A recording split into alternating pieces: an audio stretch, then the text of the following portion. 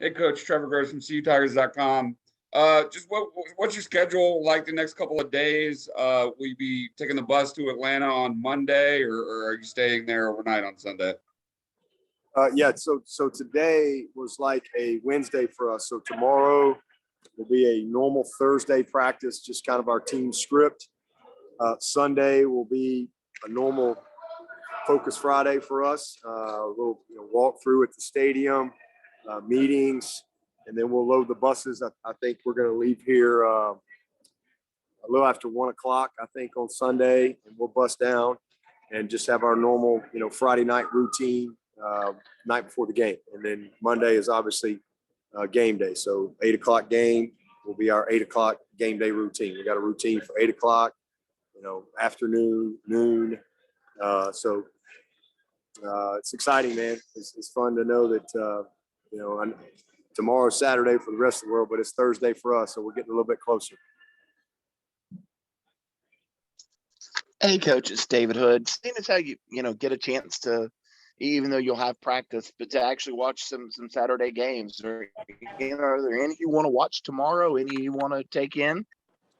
Yeah, well, I mean, this is not a typical week for us in that we've had a month to get ready to play a game. So normally our Thursdays are which tomorrow's a Thursday for us. Normally they're full days and kind of polishing everything up, and the guys are in class all day. We don't get them to the afternoon, so that's not the case tomorrow. So we'll practice in the morning. We'll finish up probably around 1 o'clock, 12:31, and then so yeah, absolutely. We're ready to go. Game plans are laminated and ready to go, and we'll definitely watch some football and enjoy that. Watched some last night. I saw some great football last night.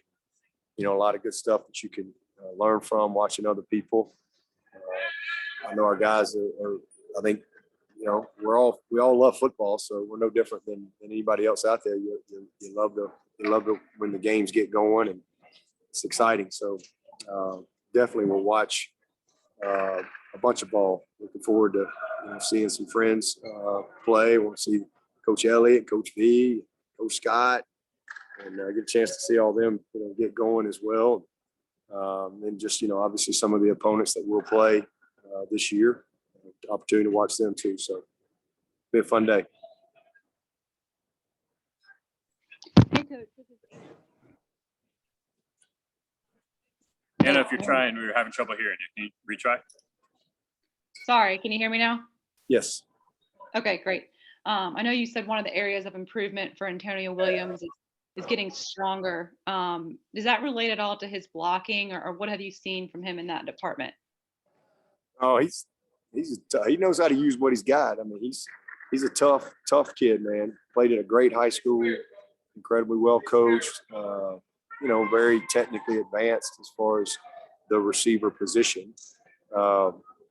But he's just a young guy. I mean, he's a really good player right now.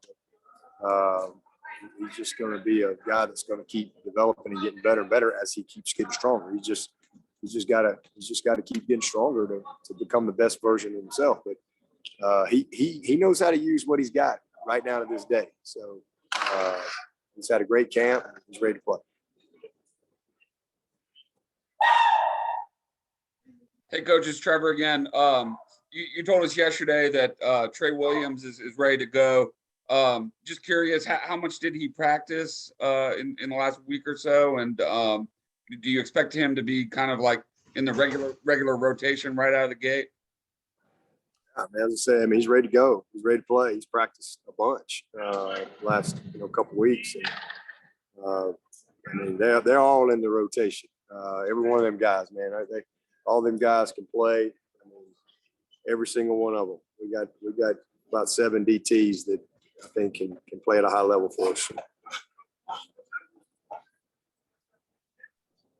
Hey, Dabo, it's Anna again. I know you've talked on playoff expansion in the past, but today they officially, confirmed the 12-team playoff. Just your thoughts on that?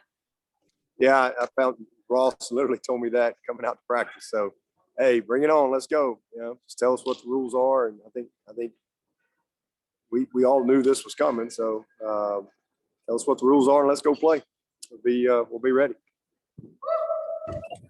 Dabo, this is Matt. With it going to 12 teams, do you feel like that helps the ACC some in trying to, I guess, stay right there and then possibly get more teams in?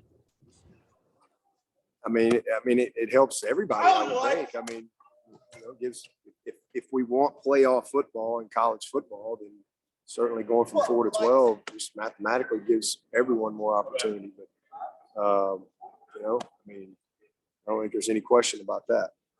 But we've been there with 4, 6 times, so I don't think going to 12 hurts our chances or anybody else in the league as well.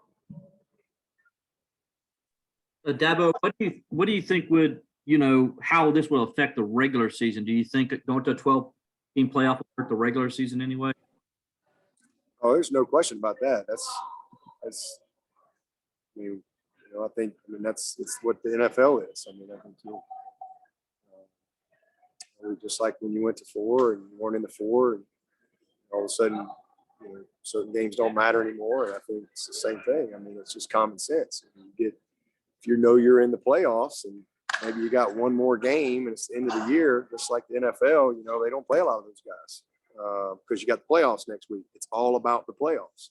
So you're just trying to find a way to do well enough to get in the tournament, and then you try to go win the tournament. I mean, it's just a different mindset. It's very different, as to where we are, with college football today, and certainly when we just had 2 teams, and even when it was just voted on, every game was, live or die. And I think that it'll definitely change a lot of that. But listen, that's, people can debate forever whether it's good or bad. It doesn't matter. I mean, this is all being driven. I think there's a lot of fans that's what they want, and being driven by, where the game is. And so, man, you again, tell us the rules and let's go play. So it's definitely going to impact the season. And then, I think there's probably still some things to iron out when you start, how long does it go, those type of things. But, I'm sure it's exciting for all the fans. And my job is to do everything I can to get our team ready for postseason. And so it's not that the regular season obviously matters because it determines postseason, but I do think there will be some teams that will punch their ticket early, and it'll change how they approach maybe the latter part of the season, just like you did, no different than NFL. Hey, Dabo, Chopper with the state. I was wondering, quarterback-wise, what's kind of your comfort with that group, Sheridan, Fred, Nate, headed into the season opener? Well, they've all practiced well, and I think we've got a little bit of depth there. I'm excited to see them go play somebody else and go from there. But, we've got 3 guys that we consider starters right now in Sheridan and Nate and Fred. So very confident in those guys. I think Malcolm has made great strides. And those 2 young guys are as advertised, very gifted, and just need to get some experience. So it's a good group. Dabo, availability-wise, is it still just XT and Adam out of the 2 deep that won't make the trip? Right. Anything else for Coach? Hey, Coach, it's Trevor again. You mentioned yesterday the importance of being able to make adjustments in game, especially in an opener like this and when there's so many unknowns. I remember after the Georgia Tech game last year, you and Coach Elliott talked about their defense throwing so many things at you really weren't expecting. How much confidence do you have in Coach Streeter's ability to adjust on the fly in game, and what gives you that confidence in him? Well, it's not just Coach Streeter. I mean, we got a whole staff. So, I mean, everybody's got a job to do.